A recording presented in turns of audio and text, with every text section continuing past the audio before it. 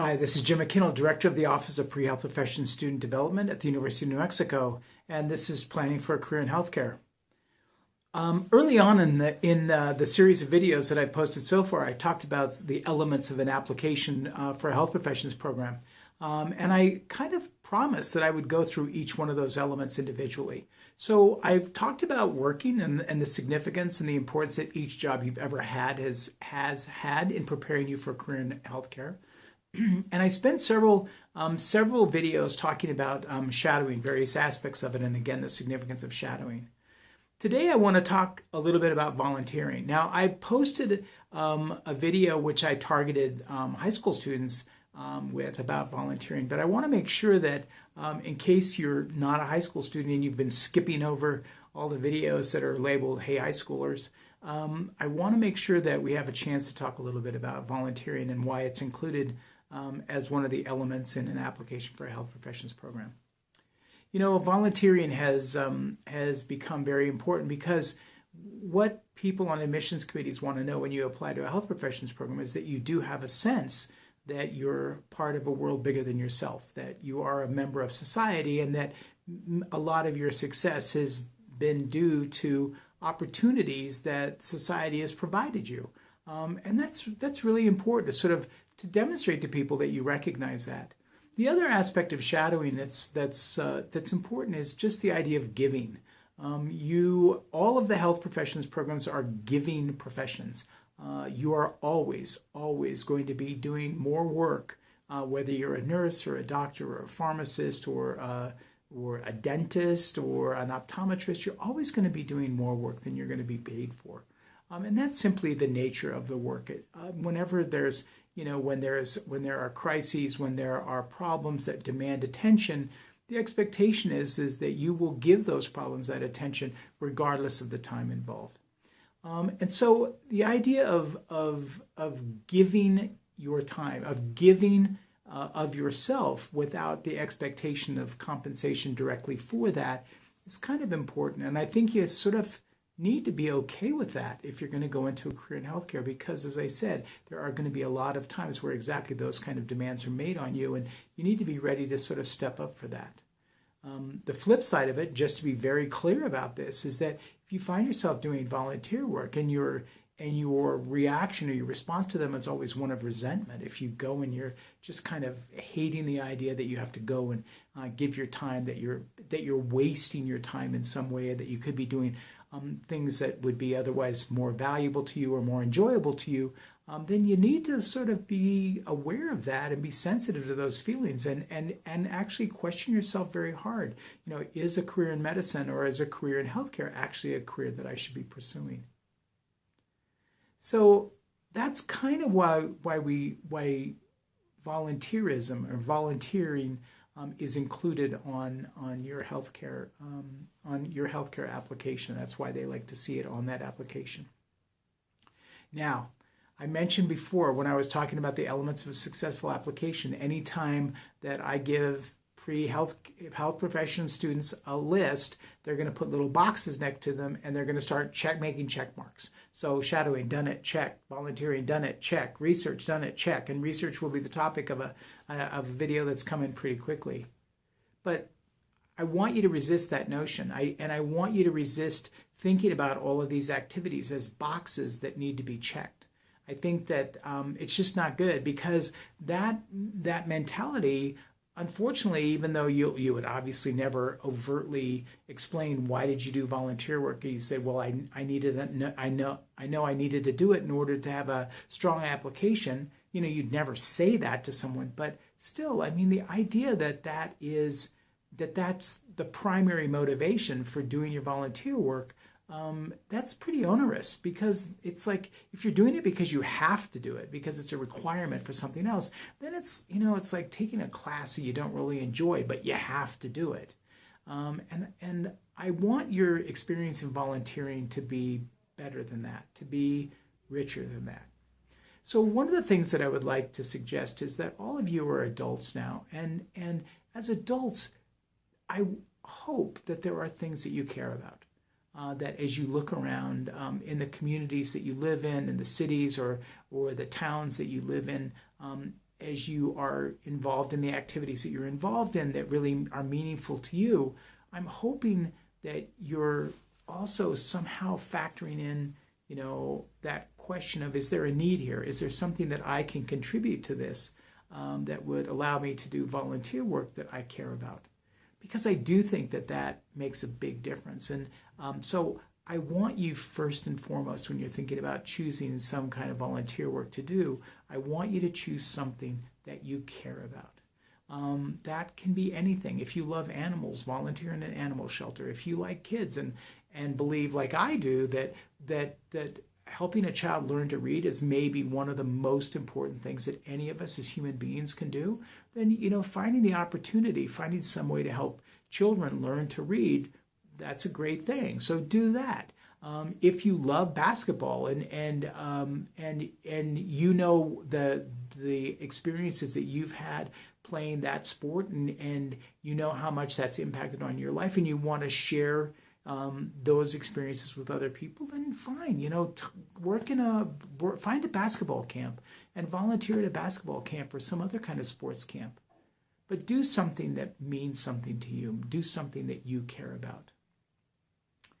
I frequently tell students that, when we think about volunteering, what you're being asked to do is give away seriously the most valuable thing you own, which is your own time. I'm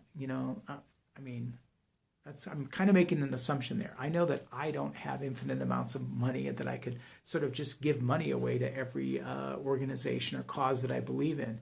And so after money, the next most valuable thing that any of us have is our own time.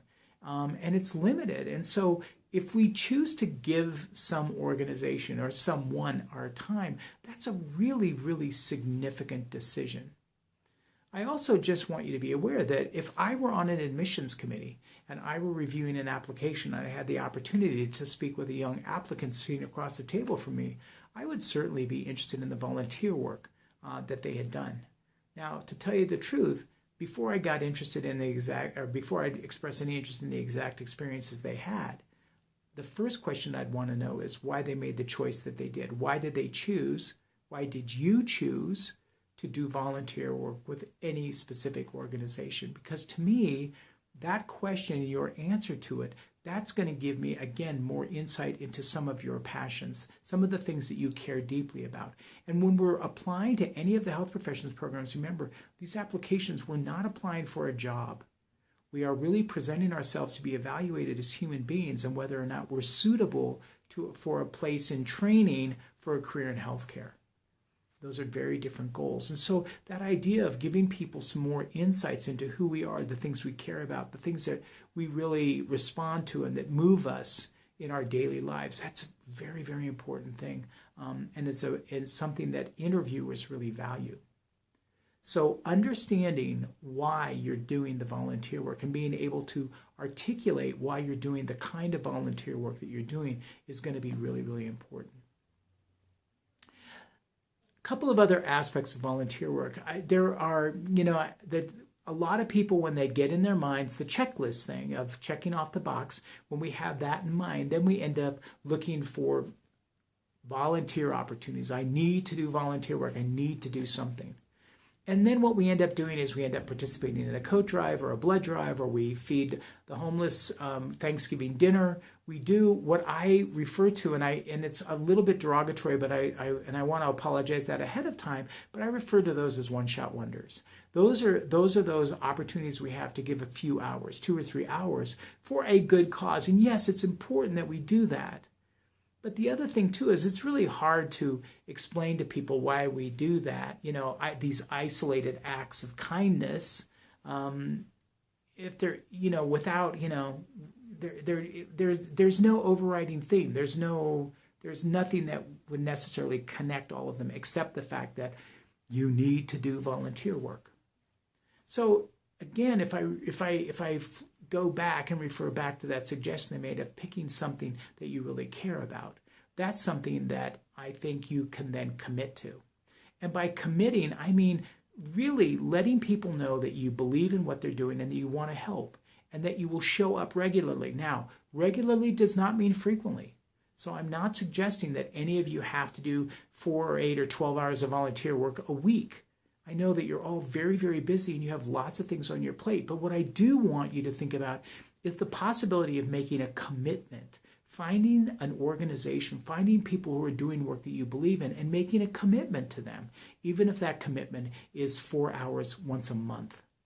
If you can do that and sustain that over time, so in other words, over a year or 2 years, you go back repeatedly to the same organization to do volunteer work, that's very, very different. And admissions committees look at that and they see that and they perceive those kinds of volunteer efforts differently. So I want you to be aware of that. The other thing that I would like to suggest is that if you do that, your experiences, the experience that you as an individual have doing volunteer work for that organization might change over time. If you turn up once someplace to do volunteer work, the people there, they're happy to have you there, but frankly, I doubt very much if they're going to know your name by the end of the 3 or 4 hours that you spend there.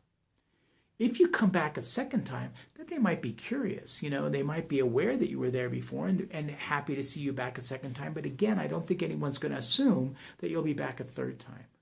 The third time you show up, now all of a sudden, I think there may be that kind of inclination for people to take a much greater interest in you, to kind of explore who you are and what your strengths are, what skills you have. Because once any organization sees that you're a repeat player, that you really are committed to their work and that you're willing to work with them, then they begin to see you as a very different kind of resource. Then they're interested in sort of understanding what your skills are and how they may take those special skills that you have and employ them in a different way. So that, if you can do an Excel spreadsheet and they're trying to organize stuff, they may offer you the opportunity to do that. So that your experience, all of a sudden, instead of just doing kind of the menial things that a lot of times are our first time experiences when we do volunteer work, now all of a sudden your experiences may change. And you may have a chance to have a very different kind of opportunity with much more responsibility attached to it. So volunteering, it's a complex, again, kind of a complex kind of notion, but yes, an important part of any healthcare application, because it does demonstrate that you do have that willingness, that you understand that you're a part of a society bigger than yourself, that any of us that have shared in the benefits that society gives us, then, many of us feel we have an obligation to give back, that there is a need to give back. And in giving back, we can improve the lot, not only of individuals in our society, but our society as a whole. So it's a really kind of profound thing to do. So first, find something you care about. Understand who you are. Understand what the things around you are that you care about. And when you make your choice to do volunteer work for an organization, for someone who is doing work that you care about. I think that's enough for today. Thanks for tuning in. This is Jim McKinnell, Director of the Office of Pre-Health Profession Student Development at the University of New Mexico, and this is Planning for a Career in Healthcare. I'll see you next time.